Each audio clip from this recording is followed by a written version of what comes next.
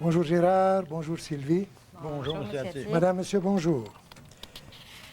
Durant notre dernière émission, je n'ai pas eu le temps de dire quelque chose de très important que je vais vous dire maintenant.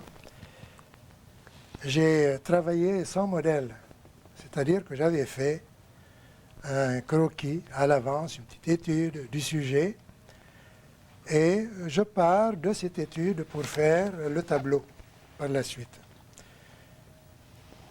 Je n'ai pas eu l'occasion de l'employer parce que j'ai mis ma palette à la place de ce dessin et comme ça j'ai travaillé un peu de mémoire. Et travailler de mémoire, il ne faut jamais le faire, à moins que d'être un Delacroix. Delacroix travaillait d'après mémoire, il avait une mémoire phénoménale. Il pouvait tout enregistrer et c'est un des rares des peintres qui travaillait d'après mémoire. La nature est toujours, comme je vous le dis, elle est toujours riche, elle vous donne tout ce dont vous avez besoin. J'ai commencé donc à faire mon dessin, un portrait, puis après j'ai pensé, je vais mettre quelque chose pour meubler, enrichir un peu le sujet. J'ai mis ce panier de fruits et la table était ronde. Mais je me suis dit, si je fais ça, la composition n'est pas bonne. Il faut que je fasse une composition qui tienne. Des préceptes qu'on a parlé auparavant, c'est-à-dire qu'il faut une ligne horizontale, il faut une ligne verticale, il faut des obliques, il faut des courbes pour faire une bonne composition. Donc j'ai eu l'idée de faire une table. Au lieu que la table soit ronde, je fais la table horizontale. Elle est horizontale. Et ensuite, évidemment, j'avais commencé ça, j'ai mis une couleur froide, une couleur chaude. Et ce vase était rond, je l'ai converti en fin d'émission, je l'ai converti en quelque chose de vertical. Alors, quand on dit une ligne horizontale ou une ligne verticale, cette ligne, quand vous la tracez, c'est une ligne horizontale, mais elle va provoquer une surface horizontale aussi, c'est toute la table. Quand je mets une ligne verticale, tout de suite, je vais engendrer une surface aussi verticale, ce qui donne la ligne, ou si vous voulez les deux lignes verticales, avec une surface qui est également verticale. Donc, c'est pour cette raison que j'ai fait ces transformations. J'ai rajouté ici un verre pour montrer, il y en a beaucoup qui me demandent comment il faut travailler le cristal, comment il faut travailler le cuivre.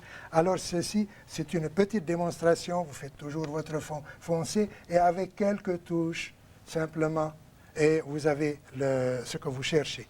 Maintenant, je vais m'arrêter ici et je vais tout d'abord lire une ou deux lignes d'une lettre qui m'a été envoyée il y a quelque temps et que je trouve très intéressante, très pertinente. Elle m'est envoyée de Véronique de Montréal-Nord.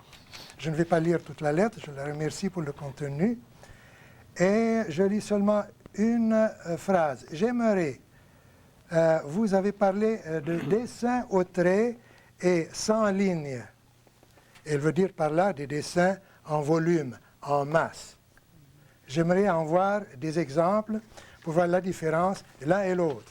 Eh bien, voilà une question qui est très intéressante parce que quand on dessine, ou bien on emploie la ligne, le trait, ou bien on dessine par la masse, le volume. Je vais enlever tout ça et je vais le remplacer par des dessins en ligne, au trait, ou bien des dessins en volume. Voilà l'exemple. Nous avons ici un dessin qui est au trait, un nu. Le même dessin, il est là, mais en volume.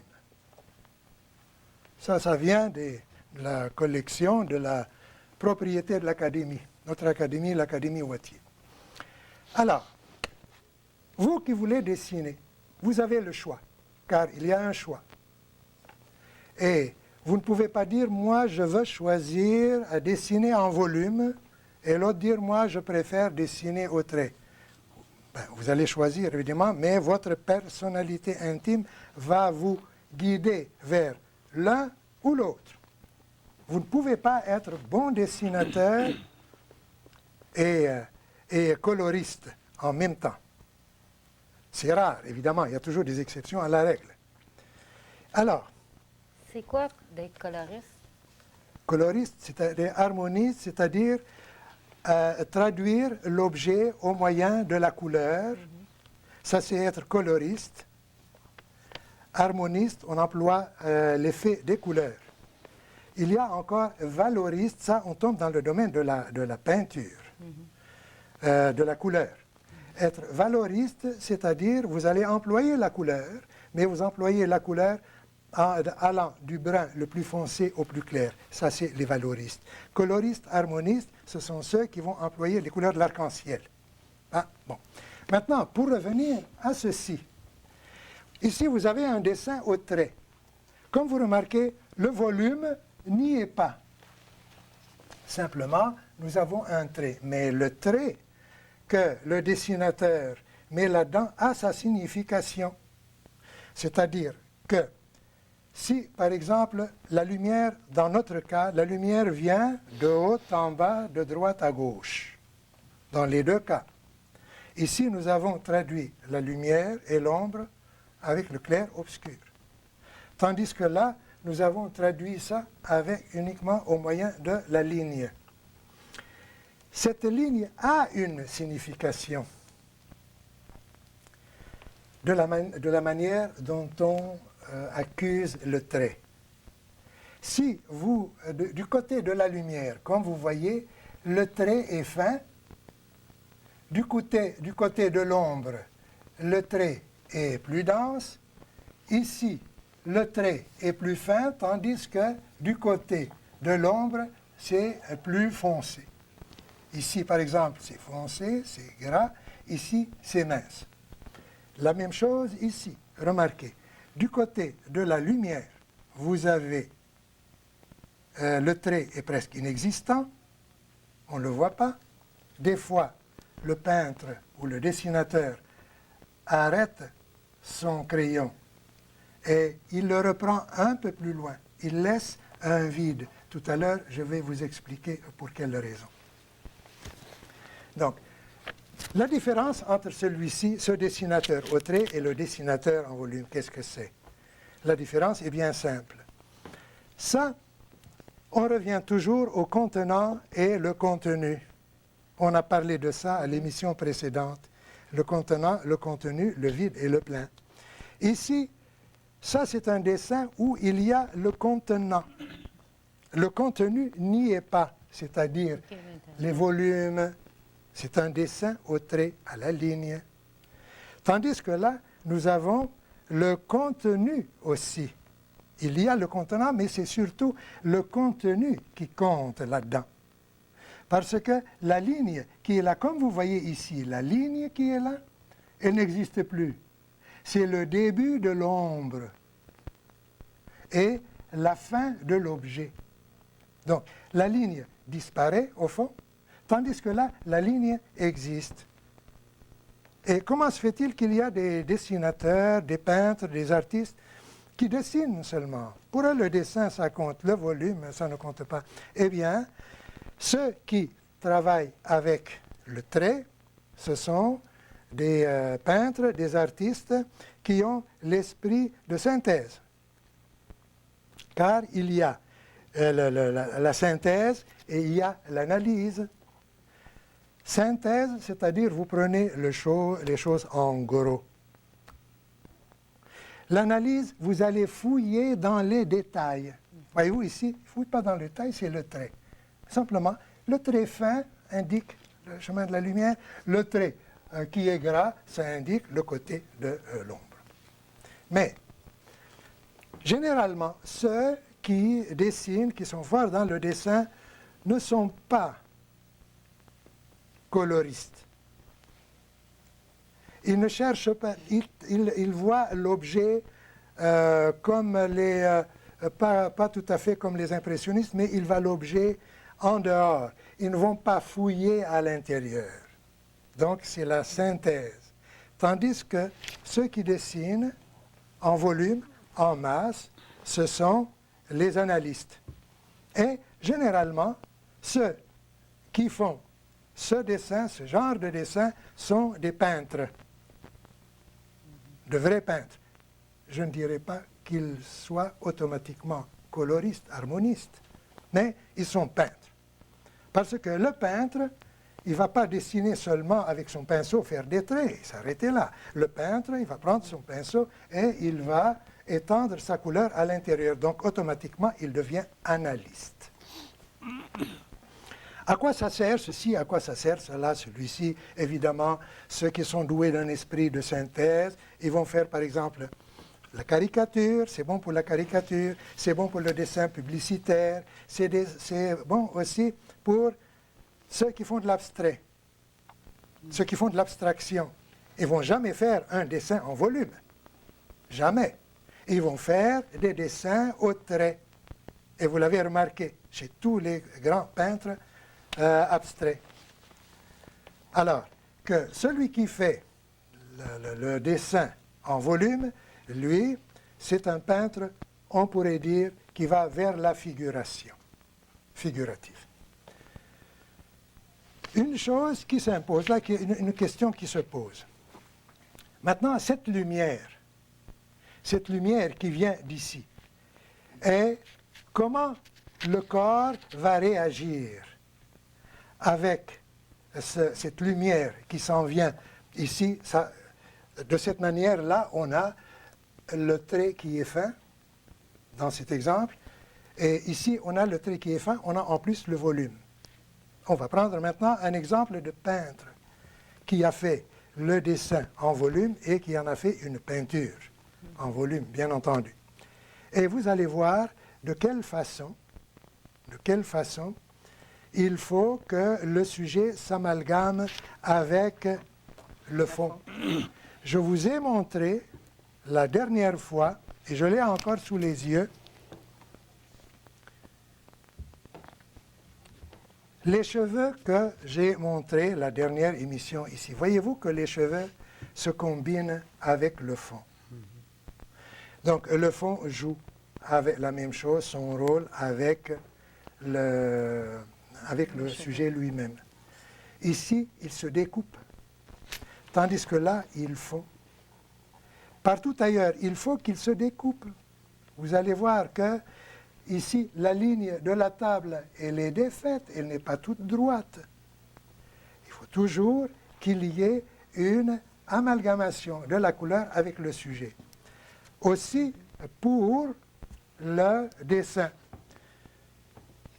Et comme exemple frappant, je vais vous montrer ici Renoir, un sujet de Renoir, où il va nous expliquer de quelle façon, pour revenir au contenant et au contenu, parce que là, il y a le contenant.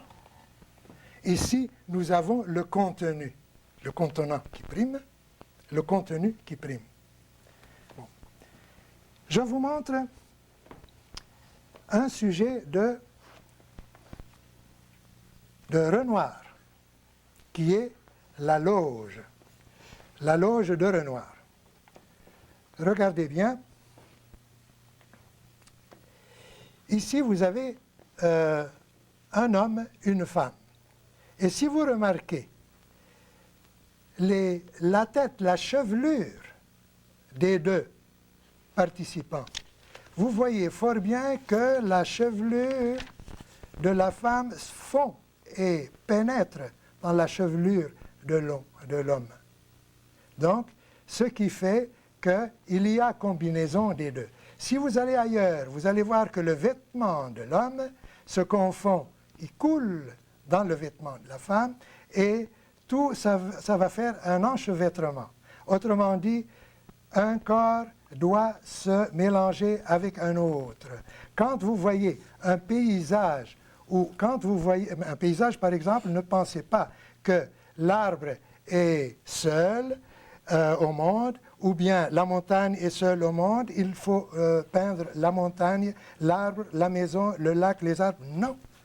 Il faut peindre cette brume, cet air qui va circuler entre les objets parce qu'il a son importance. Et c'est ça le contenant. Maintenant, je vous montre une deuxième qui est extraordinaire, de Renoir également. Et vous allez voir que même dans ce tableau aussi, le fond, le peintre tient compte et du sujet et du fond. Exemple, vous avez ici, tenons un exemple simple. Avez-vous vu que la couleur qui forme la joue, elle est pâle, elle monte, elle se confond même avec les cheveux. Il n'a pas fait une frise entre les deux. Et là, la ligne noire qui s'arrête ici, là, il essaie de faire fondre la chevelure et la mener jusqu'aux épaules. Un peu partout, vous allez voir aussi la même chose. Ici, vous avez la chevelure qui va fondre avec le fond, qui coule dedans. C'est-à-dire que lorsque vous travaillez le fond, comme je vous ai montré à la session précédente, l'émission précédente, que le fond doit jouer autant de rôle qu'avec le fond. Et tenez toujours compte de cela. Et quand vous allez visiter une exposition, ne regardez pas seulement l'arbre ou le sujet proprement dit, regardez toujours ce qu'il y a entre les objets. C'est le vide et le plein. Voyez-vous, ce que l'émission précédente et celle-ci, c'est capital dans la composition et l'exécution d'un tableau. Les vides et le plein, le fond et le sujet. Et tout est amalgamé ensemble. Personne, c'est mari et femme. Si le mari et la femme ne sont pas là, ne sont pas unis ensemble, il n'y aurait pas d'enfant.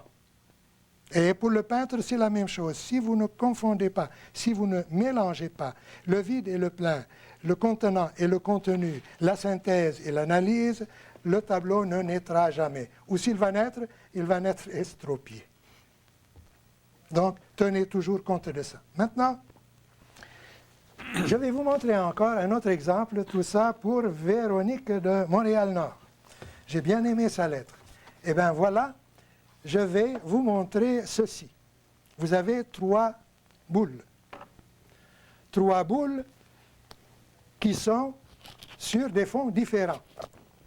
Maintenant, vous êtes en train de peindre un tableau. Tenez, je ferai bien de mettre ça ici, peut-être de temps en temps, je vous montrerai que c'est, ou bien vous allez voir de quelle façon il faut voir les choses. Vous avez ici 3 boules. Ça, cette loi, elle est chère à André Lhote. C'est sa loi à lui. À chaque fois qu'on avait un nouvel élève, les mauvaises langues, mes camarades disaient, tiens, il va sortir ses obus. Ils appelaient ça les obus d'André Lhote. Mais c'est sa loi à lui, et elle est valable. Bon, vous avez ici la boule où la lumière vient de ce côté-là, de haut en bas. Elle est de haut en bas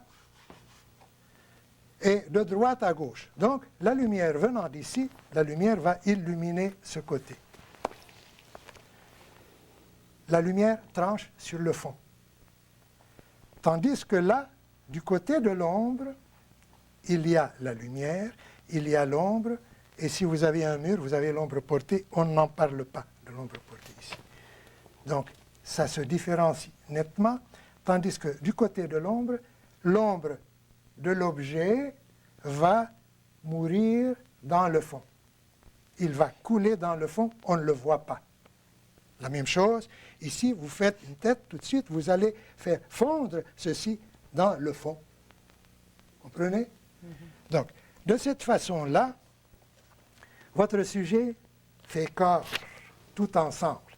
L'œil ne doit pas être arrêté par une ligne. L'œil doit continuer son trajet. Et passons au deuxième. Ici, le fond est noir. Ici, nous avons le fond est blanc. La lumière vient toujours du même côté. Donc, ce côté-là coule dans le fond, comme elle a coulé ici, dans le fond.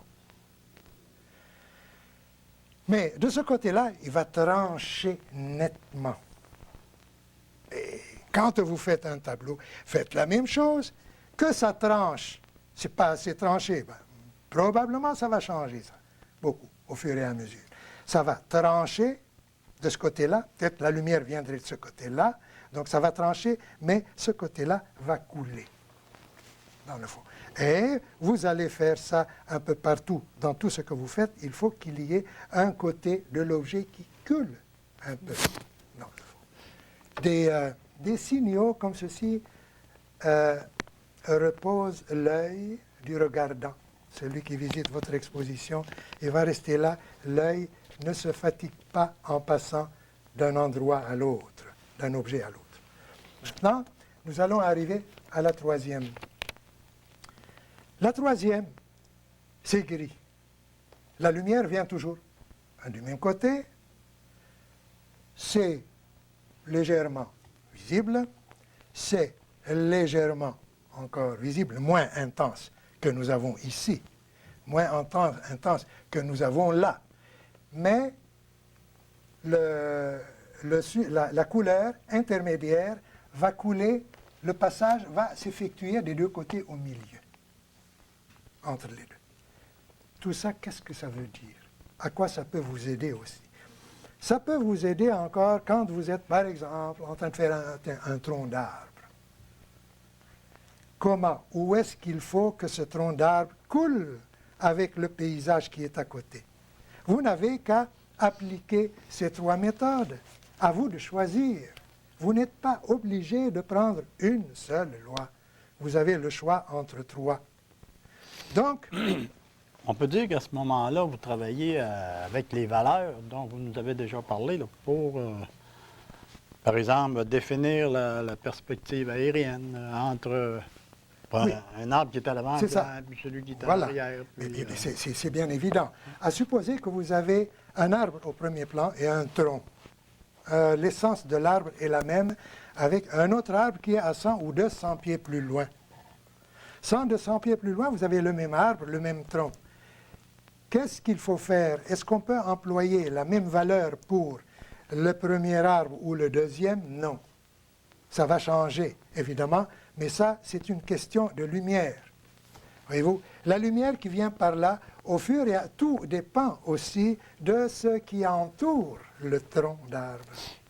Ouais, c'est un peu comme ici, on a l'impression qu'on est dans une atmosphère un peu brumeuse, oui, si on peut dire. Mettons que c'est un peu brumeux, il faut que cet arbre qui est loin, qui est brumeux, il faut qu'il vous démontre qu'il a un lien avec la nature. De quel côté il faut le faire? Vous allez revenir à cette méthode et vous allez trouver le moyen intermédiaire pour le confondre avec le sujet. C'est pour cette raison que la valeur dont vous parlez a une très grande importance. Qu'est-ce que c'est que la valeur? C'est-à-dire l'intensité colorée. Est-ce que c'est pâle ou foncé? Sachez bien que ceci joue dans ce sens que si vous voulez qu'une lumière avance ou recule, vous le savez fort bien, la couleur va déterminer la nature de l'objet, le sujet. Quand je dis jaune, ça veut dire quoi? Ça me rappelle le citron, n'est-ce pas? Ça détermine la nature, la forme. Mais quand je dis valeur, c'est-à-dire s'il est trop pâle ou trop foncé, ça détermine l'éloignement. Exemple, vous avez une montagne qui est proche de vous. Vous voyez déjà un peu le bleu, le vert, les briques des maisons et tout, parce qu'elle est proche. Cette même montagne, regardez-la à, mettons, 15 ou 20 kilomètres plus loin. Qu'allez-vous voir? Vous n'allez plus voir ces couleurs-là. Donc, l'éloignement joue beaucoup dans le choix des valeurs. Et c'est normal. Tout le monde le sait. C'est comme l'autre qui parlait la prose toute sa vie et il ne savait pas que c'était de la prose. On regarde ça, on voit que loin, c'est pâle, mais c'est ça. Il faut comprendre ceci, que la couleur détermine l'objet, sa forme, l'éloignement, la distance détermine la couleur, la valeur de la couleur détermine la distance qui nous sépare de ceci. Donc, pour revenir et résumer un peu Ceci, c'est bon, comme on a dit, pour des graveurs, celui qui veut graver. Ça, il faut avoir une main solide, il faut dessiner. Et pour dessiner, je me permets d'annoncer au public que l'Académie Wattier a ouvert un atelier libre, sans but lucratif. Cet atelier libre est ouvert à tout le monde. Tout le monde peut aller à l'Académie Wattier tous les samedis de 1h à 4h, moyennant un petit paiement à l'entrée, ce qui va servir à payer le modèle et la personne qui s'occupe de la salle. Et chacun peut aller là-bas dessiner, peindre, dessiner au fusain, pastel, il peut faire l'aquarelle, il peut faire tout ce qu'il veut. Et de 1h à 4h, avec modèle vivant tout le temps, moi je suis presque toujours là-bas. Celui qui va me faire signe, il a besoin de mes humbles services, c'est avec plaisir que je lui donnerai ça gratuitement. Donc c'est un atelier libre, ouvert à tout le monde, et avec modèle vivant, et là on apprend à dessiner. Le dessin, c'est la probité de l'art. Celui qui ne sait pas dessiner, c'est une infirmité que l'artiste va traîner derrière lui toute sa vie. Il faut que la couleur soit à sa place. Dessinez bien et vous allez obtenir une peinture colorée qui est acceptable. Donc, je remercie Véronique de Montréal-Nord et j'ai un tas de lettres. Évidemment, je vais en faire une synthèse à mon tour et vous répondre. Merci Sylvie, merci Gérard, Madame, Monsieur, au revoir.